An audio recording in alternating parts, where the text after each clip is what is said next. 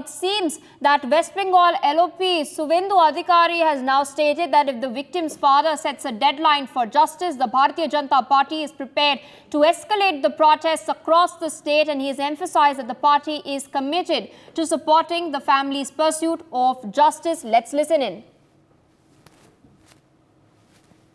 ঘোষণা করছে কার্যকর রাজ্য সরকার অ্যাডভাইসারি দিয়ে ডাইরেকশন দিয়ে বলছেন রাত্রিটা মহিলাদের জন্য নিরাপদ নয়। এই লজ্জা রাখার কোনো জায়গা আছে? এখানে সংসদে বিধানসভায় মহিলাদের আসন সংরক্ষণ বিল পাস হচ্ছে, নারী সশক্তিকরণের কথা বলা হচ্ছে।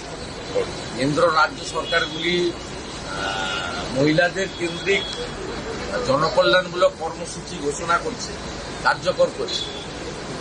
প্রধানমন্ত্রী আবাস যোজনার বাড়ি মহিলাদের নামে এগ্রিমেন্ট হচ্ছে, সেইখানে এই রাজ্য সরকার আলাপন বন্দ্যোপাধ্যায় একটা চাটুকার, তাকে দিয়ে বলছে যে রাত্রিবেলা মহিলাদের ডিউটি করার দরকার নেই। একদম সবচেয়ে বড় তো এইটা বিপন্ন পশ্চিমবঙ্গে, মহিলাদের যে রাত্রিবেলা নিরাপত্তা নেই, এটা সরকার বলছে।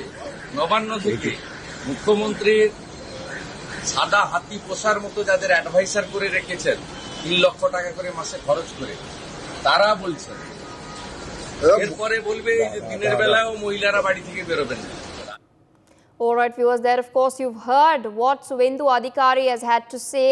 Political arena in Bengal continues to heat up even as the demands for justice for the 31-year-old trainee doctor continues.